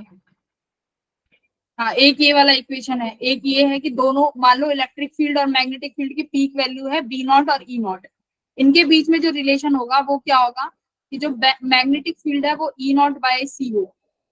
एक ये रिलेशन है इसमें जो समझने का होता है, B naught equal to E naught by C. अब ये मत कहना कि मैम ये कैसे आया, ये तुम जब जो स्टूडेंट बीएससी करेंगे ना, जो बीएससी करेंगे अगर आगे जाके फिजिक्स परस्यू करेंगे, तो वहां पे मैक्सवेल इक्वेशन का इतना बड़ा चैप्टर आता है, इतना बड़ा चैप्टर है जिसमें तुम ये सब ड्राइव करते हो कि ये इसके बराबर आता है निकल के। ठीक है, तो तुम्हारे में डेरिवेशन नहीं है, इक्वेशन सॉल्व होती है, वहां से आते ही कि इनके बीच में रिलेशन ये है, B naught equal to E naught by C. तो तुम्हारे में सिर्फ और सिर्फ एक रिलेशन है और कुछ नहीं है। तो अभी तुम हाँ टाइम है तो पी वाई क्यू सॉल्व कर लो, जिससे तुम्हें आइडिया लग जाएगा कि यहाँ से सवाल किस तरीके से बनते हैं। ठीक है मैम। भूकंप आया जापान में? हाँ कंप्लीट है, अब तुम क्वेश्चन लगाओ, आधे घंटे में तुम 2023 के सवाल तो कर ही लोगे। एक मिनट रुक जाना, P Y Q.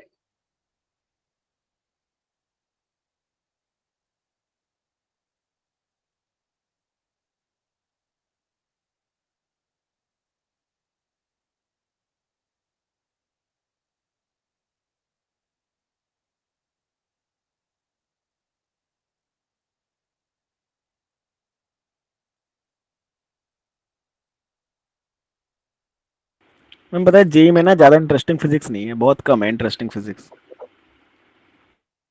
Interested physics तो तुम्हें एमएससी पे जाके मिलेगी, बीएससी और एमएससी में। हाँ तो मैम तुम्हें फिजिक्स पढ़नी। एल्बर्ट आइंस्टाइन ये कहता था कि अगर आप फिजिक्स पढ़ रहे हो तो आपको आपकी असली फिजिक्स तब स्टार्ट होती है जब आपको नंबर्स नहीं दिखे, बस कांस्टेंट्स दिखे कम और आने आप लगते हैं कांस्टेंट ना। सॉल्व कर रहे हो, वो देख रहे हो। क्या कहता हाँ था नंबर्स नहीं आइंस्टाइन? आते उसमें। मतलब आइंस्टाइन ने हाँ कहता था कि असली फिजिक्स तब आपकी स्टार्ट होगी जीवन में जब आपको लेटर्स और नंबर्स नहीं दिखेंगे, बल्कि कांस्टेंट म्यू हो गया, आपका सिग्मा, ये सब होते हैं ना, गामा लेटर्स, ये पूरे दिखेंगे आपको। लेटर्स बहुत कम, नंबर्स बहुत कम। हाँ। तो फिजिक्स आगे जाके जब पढ़ते हैं एमएससी में, हम लोगों ने जब पढ़ी थी, तो जो अभी तुम पढ़ रहे हो ये तो पता ही नहीं, ये तो इसका कुछ नहीं मिलेगा तुम्हें देखने के लिए, अलग ही थ्योरीज आ जाती हैं। चलो आ जाओ, तुम्हें तो अपना जेई निकालना है, तुम बीएससी के लिए क्यों सोच रहे हो, तुम सोचो तुम अपना कंप्यूटर साइंस इंजीनियरिंग तुम्हें मिले अच्छे कॉलेज से। अभी उसी का जमाना है एआई का। Yes ma'am, America and India. हाँ। इंडिया वैसे भी इन चीजों में बहुत पीछे है टेक्नोलॉजी में, तो डर जाओ तुम। मैम इलॉन चाचा है ना। हाँ तो अभी अपने इंडिया में नहीं चाहिए एक लॉन। मैम उसके बहुत सारे लॉन है, वही आ जाएंगे इंडिया में। करिए।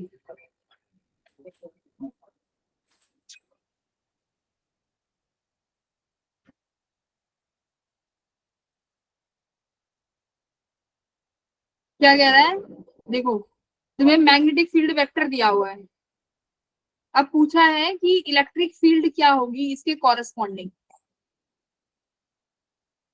तो पहली वैल्यू देगी तुम्हें पीक वैल्यू, है ना, तो पहला तो पीक वैल्यू निकालो, पीक एम्पलीट्यूड।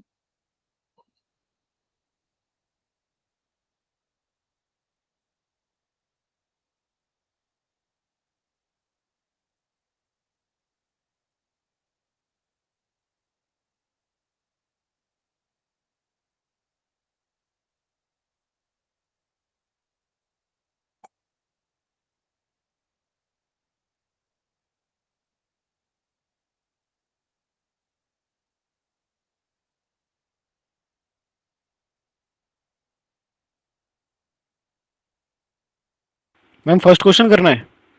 हाँ फर्स्ट क्वेश्चन करना, सारे ही करने हैं मतलब।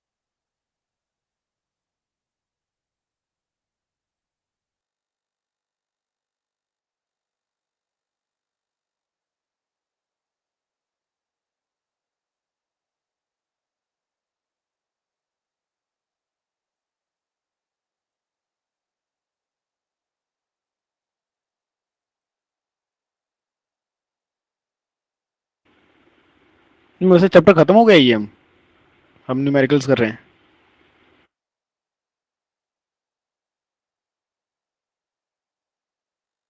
इसमें इतना ही था भाई, और इसमें कुछ नहीं था। अच्छा,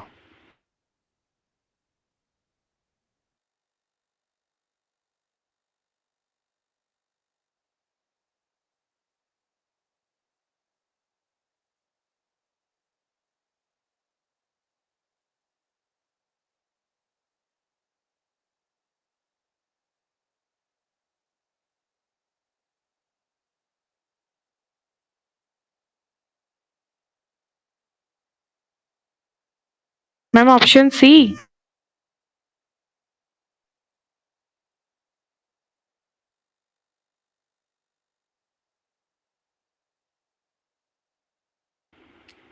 मैम डी होगा। सॉरी, देखो सी तो हो ही नहीं सकता। यस मैम, वो के कैप अभी देख। हाँ, मैम डी होगा क्या? मैम डी आ रहा है। ई कैसे हो सकता है? प्रोपोगेशन देखो वेव की। मैम ए। हाँ, वेरी गुड। अच्छा, माइनस साइन क्यों आएगा भाई? हमें माइनस क्यों आएगा फिर ये? हाँ, वही मैं पूछ रही हूँ, माइनस क्यों आया? Ma'am direction. Ma'am opposite direction को दिखाने के लिए। Okay ma'am. अरे रुको तो, किसकी अपोजिट डायरेक्शन?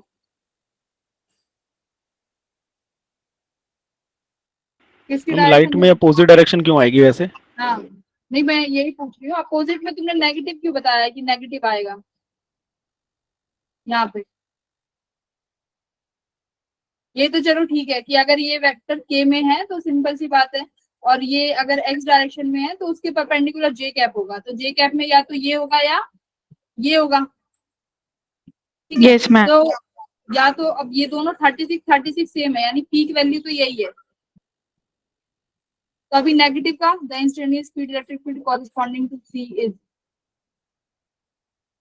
तो अगर ये पॉजिटिव एक्सिस में है, देखो ये क्या दिखा रहा है कि जो तुम्हारी मैग्नेटिक, जो तुम्हारी प्रोपोगेशन ऑफ वेव है वो कहाँ पे है? नेगेटिव एक्स डायरेक्शन में। ठीक है, वो नेगेटिव एक्स डायरेक्शन में है क्योंकि ये प्लस का साइन है ना। ये क्या होता है जब के एक्स माइनस ओमेगा टी होता है, इसका मतलब जो तुम्हारी वेव है वो है पॉजिटिव एक्स में। अगर के एक्स प्लस ओमेगा टी है, इसका मतलब है जो तुम्हारी वेव प्रोपोगेट कर रही है वो कहाँ प्रोपोगेट कर रही है? नेगेटिव एक्स डायरेक्शन में। मैम एक बार दोबारा रिपीट कर दोगे आप, कैसे आया ये? देखो ये जब इक्वेशन लिखते हैं ना, ए साइन के एक्स माइनस ओमेगा टी, तो इसमें ये होता है अगर साइन नेगेटिव का है तो इसका मतलब है जो प्रोपोगेशन ऑफ वेव है वो पॉजिटिव एक्स एक्सिस में है, और अगर के एक्स प्लस ओमेगा टी है तो इसका मतलब है तो जो तुम्हारी जो वेव है वो किस डायरेक्शन में है? नेगेटिव एक्स एक्सिस में। तो उसके अकॉर्डिंग जब तुम ये निकालोगे तो तुम्हें क्या मिलेगा वहां पे? देखो फेस तो दोनों की सेम रहेंगे, ये जो फेस है ये इसके साथ ही रहेगा। देखो साइन जो तुम्हारा बी का फेस है वो उसका फेस सिमिलर आएगा। ठीक है, इसकी डायरेक्शन को दिखाने के लिए यहाँ पे क्या साइन लगाया है? नेगेटिव का साइन। तो इसलिए यहाँ पे क्या साइन है? A option. A option. ऐसे ही अब सेम बी करो।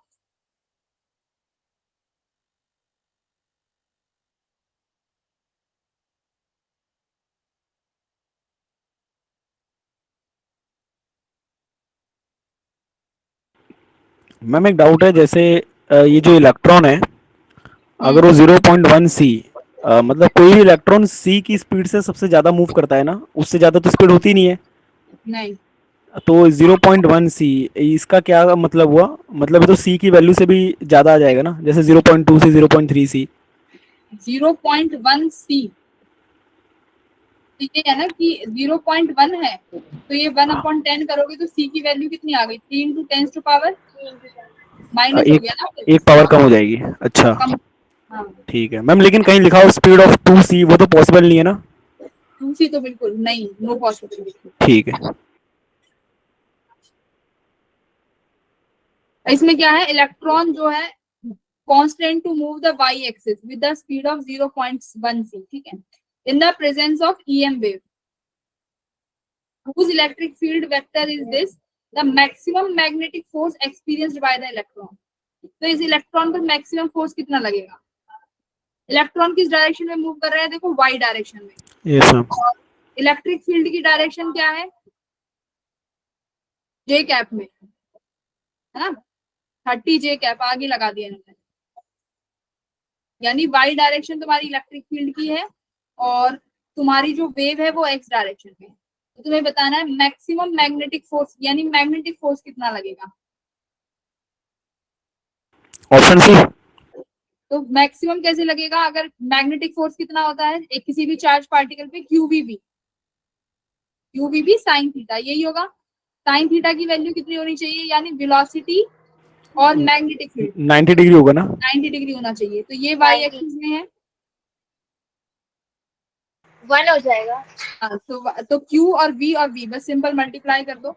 यस। ठीक है। B कैसे निकालोगे? अब B तुम्हारे पास नहीं है। अब वी, मैम वी का फॉर्मूला दिया था ना अभी आपने, 1/√। में मैग्नेटिक फील्ड का फॉर्मूला। अच्छा। अगर तुम्हारे पास B का फॉर्मूला क्या था? E0/c। तो E की वैल्यू है हाँ। तुम्हारे पास 30 और C की वैल्यू लिखोगे तो वहां से तुम्हें मिल जाएगा B की वैल्यू। करिए, ठीक है। करो, आंसर बताओ। E0 है हमारे पास, वेलोसिटी हाँ 0.1 c है, ठीक है। और हमें क्या चाहिए? ये वेव इलेक्ट्रिक फील्ड, हाँ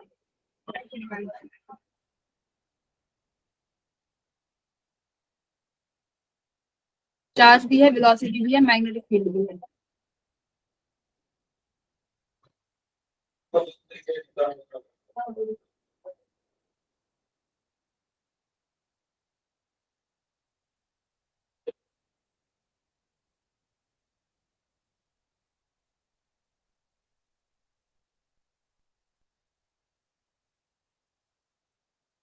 E0 है पीक वैल्यू ही लिखनी है तुमको। मैम सी आ रहा है क्या? 4.9 इज द आंसर। हाँ सी। तो कुछ इस क्वेश्चन में कुछ भी नहीं था। क्यू की वैल्यू रख दोगे जो 1.6 इंटू 10⁻19 है। वेलोसिटी की वैल्यू 0.1 c 3 इंटू 10⁻6 हो गया। और बी कितना हो जाएगा? ई की वैल्यू कितनी? बी कितना आ गया? 30/c। सी की वैल्यू कितनी है? 3 into 10⁸।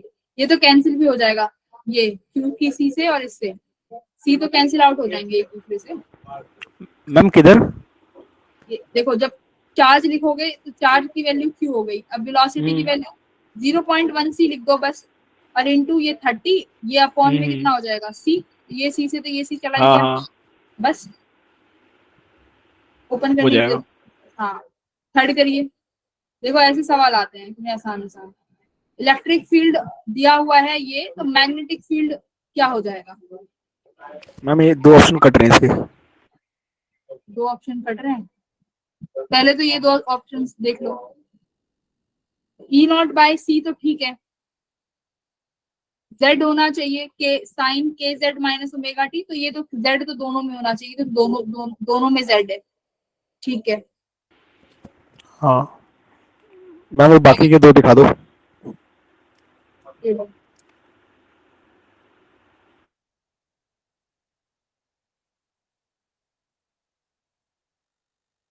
Propagation of EM wave kx minus omega T होता है ना, ठीक है। तो ये kz माइनस ओमेगा टी है। डायरेक्शन तो ठीक है, प्लस में मूव मैम कर बी रहा है, होगा। तो प्लस एक्स एक्सिस में मूव कर रहा है, ठीक है।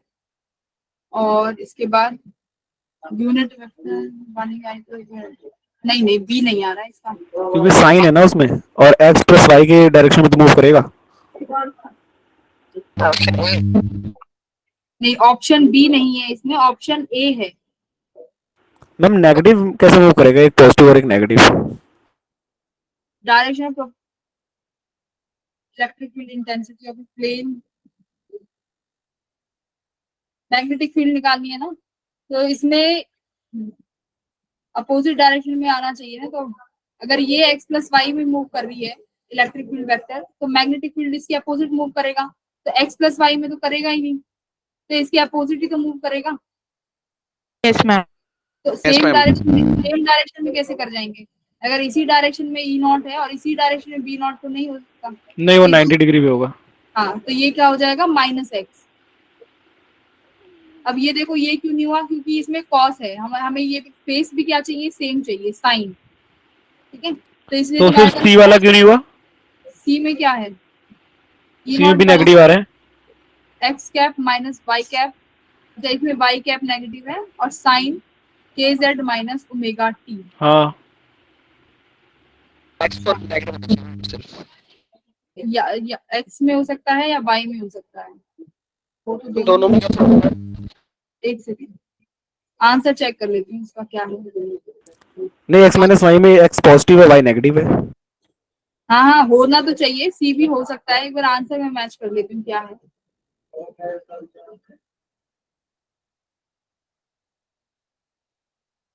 के कैप से कुछ साइन के कैप माइनस ओमेगा टी। भाई इसका आंसर तो दिया हुआ है ए डायरेक्शन, ए दिया हुआ है। ठीक है,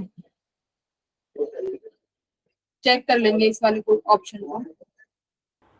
ओके मैम। सॉर्ट करो इतने।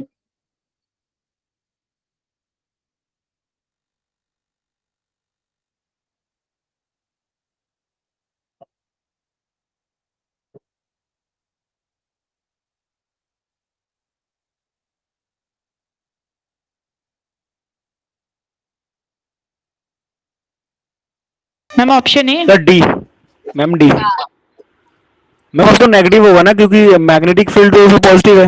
ये आई कैप में है तो ये होना चाहिए, और के डायरेक्शन कैप हमारी वाई में है तो के में जाएगा, तो सारे के में दिए हुए हैं। और ई की वैल्यू क्या आई है मैक्सिमम? मैम 9। तो एक पॉजिटिव है एक नेगेटिव है, तो डी होगा ना मैम। तो एक पॉजिटिव, हाँ तो इसका आंसर देखो ये वाली, इसका मतलब है ये नेगेटिव एक्स एक्सिस में है ना। तो जैसा सेम ये फर्स्ट क्वेश्चन था सेम यही है, ये नेगेटिव एक्स एक्सिस में है, तो इसलिए इसका आंसर क्या होगा, डी ऑप्शन करेक्ट। फिफ्थ वाला करो, क्या दिक्कत आ गई, तुम इतने फिफ्थ कर रहे, एक बार मैं फोर्थ को देखती हूँ क्या है फोर्थ में। फोर्थ में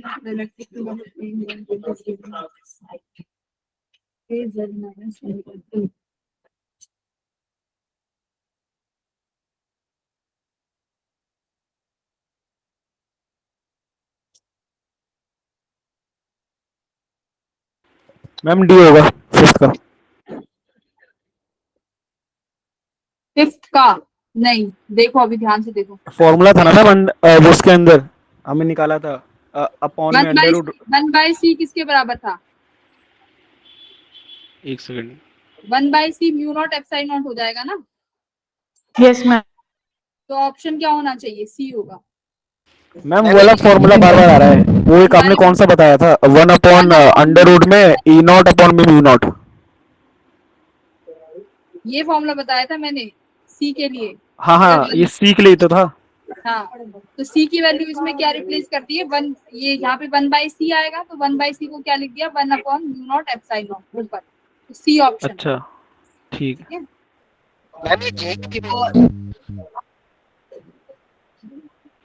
हाँ मैम, इस बार जे में नहीं होगा। अगर ये तुम्हारी किसमें है, एक्स एक्सिस में है, और ये खुद जे कैप में है, तो के में ही तो होगा। यस मैम अच्छा सही। ठीक है मैम। तो मैम ये जेई क्यों पीवाई क्यों है, जेडब्ल्यू के? हाँ, ये जेई की न्यूमेरिकल है इस नंबर चैप्टर की। चैप्टर में मैम जेई का कौन सा एग्जाम होता है? ये मैम इस कोविड के कारण हुआ था वो 2020 में। अच्छा ओके ओके। और देखो बस इस चैप्टर से ऐसे ही क्वेश्चन आए हैं, उस बहुत एक एक क्वेश्चन आया है, 2020 के बाद तो आया भी नहीं है, हो सकता है इस साल दे दें एक आध सवाल।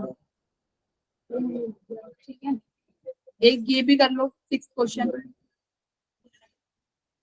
ये एनर्जी मैम डेंसिटी। मैम मैं ग्राफ देख रहा था जेई के क्वेश्चंस के पैटर्न का। मैम वो मतलब हर साल ना मतलब कुछ परसेंटेज से डिक्रीज कर रहा है। मतलब आप 2014, 13, 15 के पेपर देखोगे और 2021, 22, 23 के, तो बहुत डिफरेंस है क्वेश्चंस के लेवल का। क्वेश्चन अब तो कम हो गया है लेवल, बस मैथ्स के लेवल अभी भी मेंटेन हाँ का कम हुआ है। हाँ, 6 करो, 6 एनर्जी डेंसिटी से है।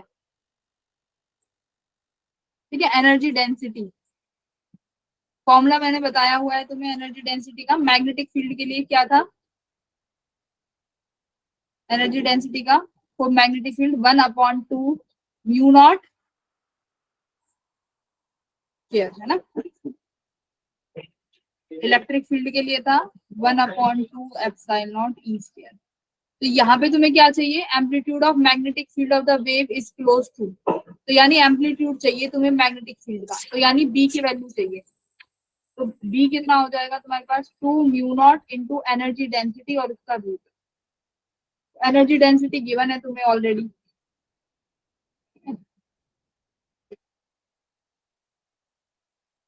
हो जाएगा, ये तो फॉर्मूला बेस्ड है। Yes, ma'am. 7th करूं, डिटर्मिनेशन निकालना आता है, डिटर्मिनेशन निकालने आते हैं मैट्रिसेस की तरह। हाँ हाँ ठीक है, फिर तो हो जाएगा, करिए।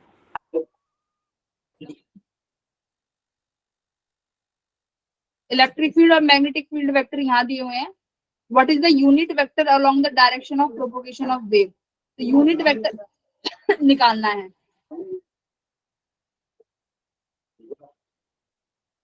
तो unit vector along the direction of propagation of the wave, तो यूनिट वेक्टर अगर मान लो तुम्हारा किसके परपेंडिकुलर होगा ये वेक्टर, बी और ई के, है ना। Yes ma'am. बी और ई के परपेंडिकुलर होगा।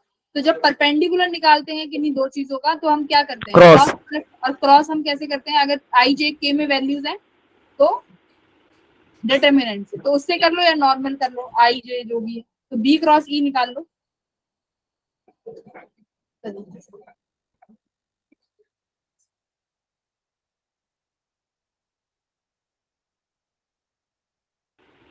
मैम अगर डायरेक्शन अगर जो है उसकी 2i माइनस 2j से प्रेजेंट है ना, तो उसका जो वो आएगा आंसर वो भी तो i और j में आएगा, j और k में तो नहीं आ सकता। मैग्नेटिक फील्ड आई में भी है और जे में भी है, तो फिर k का तो सवाल ही नहीं उठता। और इलेक्ट्रिक फील्ड तुम्हारी, इलेक्ट्रिक फील्ड मतलब उसका कहीं रिजल्टेंट बनेगा ना जहाँ पे वो मिलेगी, इलेक्ट्रिक फील्ड तुम्हारा के कैप में है, तो डायरेक्शन क्या है, डायरेक्शन भी ऐसी आएगी आई और जे में ही।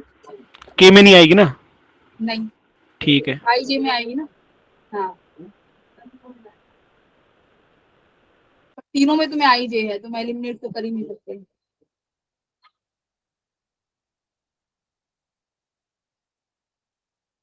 इलेक्ट्रिक फील्ड तुम्हारी 0 0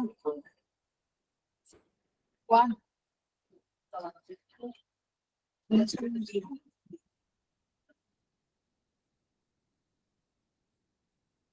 मैम ऑप्शन सी। मैग्नीट्यूड कितना आया है, 1/√5।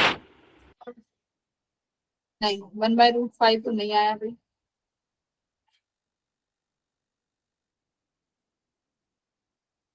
मैग्नेटिक फील्ड गिवन है तो पहले मैग्नीट्यूड वो कैसे निकालते हैं, 1/a जो निकालते हो मैग्नीट्यूड करके, 1/a का मैग्नीट्यूड डिटर्मिनेंट निकालते हो ना, तो दोनों का इन दोनों का मैग्नीट्यूड लो, 2 2 4 और +1 इसका, तो कितना आएगा,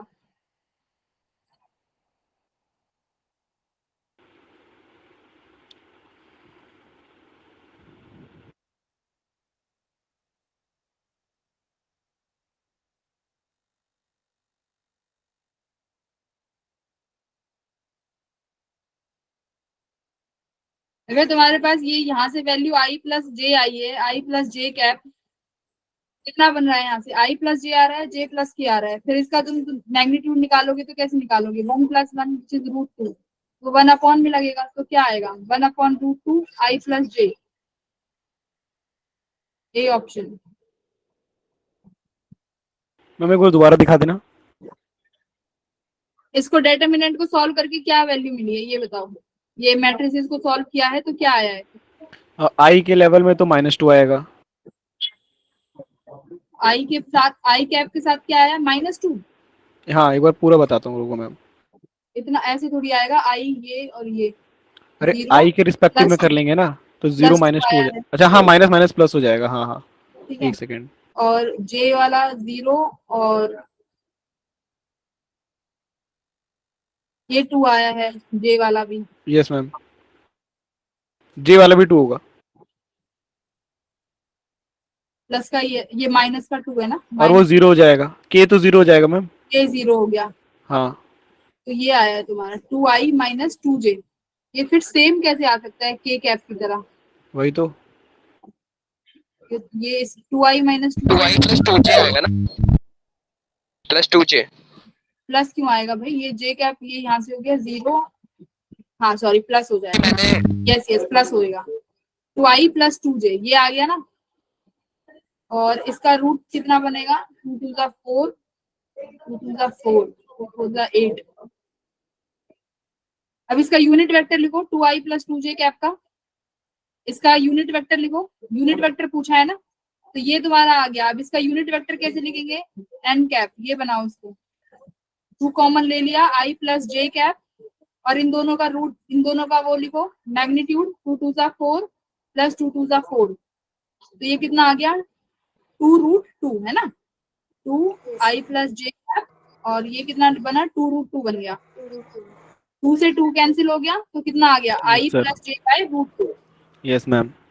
ठीक है, 8वां का, तो इसमें यूनिट वेक्टर था, तो तुम्हारे पास जो ये वैल्यू आई है इसका बस तुमने यूनिट वेक्टर निकाल दिया और कुछ नहीं किया। ठीक है मैम। 8वां करो, बाकियों को समझ में आया?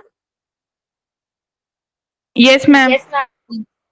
ठीक, 8वां कर लो, वैसे हो गया है टाइम। ये मैं तुम्हें पूरी पीपीटी दे दूंगी, तो इसमें बस 2019 तक के सवाल है ना, अगर तुम सिर्फ यही, तुम्हें एक्स्ट्रा पढ़ने की भी जरूरत नहीं है, बस ये सवाल कर लेना, उसी में ही हो जाएगा। ऐसे कितने है ही मैम इसमें टोटल क्वेश्चन? टोटल इसमें तुम्हारे पास होंगे 50, बाकी तो थ्योरी है। इसमें जो करने वाले जो एक्चुअल सवाल हैं वो तुम्हारे पास सिर्फ और सिर्फ 45 है। यहाँ पे भी इसमें थ्योरी है, 40 क्वेश्चन है, उसके बाद थ्योरी है। ठीक है, हम लोगों ने 40 करने हैं। हाँ 8 कर लिए तो 32 करने होंगे। हाँ, और मैंने कल एसी वेव्स के भी तुम्हें क्वेश्चन कराए थे, एसी वेव का भी ऐसा ही है, अगर पीवाई क्यूज कर लोगे तो तुम्हें एक्स्ट्रा प्रैक्टिस नहीं करनी। ये दोनों चैप्टर ऐसे, और यहाँ से दोनों चैप्टर से लगा लो 8 नंबर या 12 नंबर के सवाल आ सकते हैं। तो और मैम free में- एसी तो मैं छोड़ के जा रहा हूँ, एसी से तो मेरा दिल टूट गया है मैम, क्यों? मन ही नहीं करता। नहीं भाई, एसी पढ़ के जाओ, वहां से एक दो सवाल तो जरूर आएंगे, वो भी फ्री के। कल जो बच्चे रुके थे उनसे पूछ के देखो। मैम उसके चक्कर में तो सारा पेपर छूट जाएगा, एसी के चक्कर में दिमाग खराब हो जाएगा, पेपर में क्वेश्चन आ गया तो। व्योम बताना इसको कैसा था एसी? मैम वहाँ पे जहाँ हम एग्जाम देने गए थे मेजर टेस्ट। नहीं, कल जब पढ़ा था तुमने, क्वेश्चंस करे थे ना कल, यस मैम। इजी था ना? यस मैम इजी थे। और प्रिंस नहीं आया आज? प्रिंस नहीं है भैया आज। आया हूँ प्रिंस मैम। आया है। प्रिंस कैसा था कल का क्वेश्चन? मैम बढ़िया थे। इजी थे ना? Yes ma'am. जैसे आज के क्वेश्चन है ना फॉर्मूला बेस्ड, कल भी ऐसे ही थे। तो ये दोनों चैप्टर ऐसे हैं जो फॉर्मूला बेस्ड हैं, तुम्हें एक्स्ट्रा करने की जरूरत ही नहीं है। ये कैमरा ऑफ कैसे हो गया भाई? चलो तो ठीक है, अगली क्लास में मिलते हैं भाई, है ना? Yes, ma'am. यस जी ma'am. Ma'am. Bye ma'am, take care, Bye, good ma'am. Night. Bye. Bye ma'am. Good night. Good evening ma'am. Good evening bye ma'am, good night.